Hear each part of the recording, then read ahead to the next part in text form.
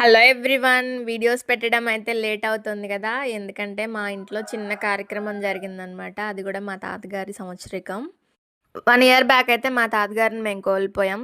మా తాతగారి తరపున వాళ్ళు, వాళ్ళ 6 అన్నదమ్ముల పిల్లలు, కోడళ్ళు, కూతుర్లు అందరూ వచ్చారనమాట. మనవళ్ళు, మనవరాళ్ళు.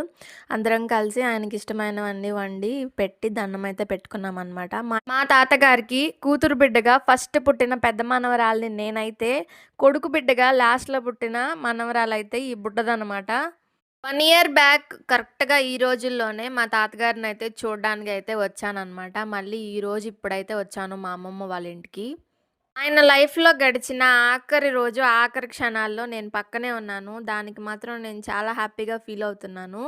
ఏంటమ్మా నువ్వు మీ తాతగారు లేకపోతే హ్యాపీగా ఉండడం అని అనుకుంటారా? అదేం లేదండి.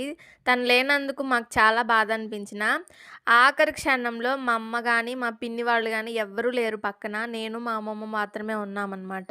ఆఖరి క్షణాల్లో తను పెంచి పెద్ద చేసిన వాళ్ళందరినీ చూడాలనుకున్నారు. వాళ్ళెవ్వరికీ వీలు పడలేదు రావడానికి. నేనైతే వెళ్ళగలిగాను. ఆఖరి క్షణాల్లో ఉండగలిగాననమాట. అందుకు నాకు హ్యాపీగా అనిపించింది.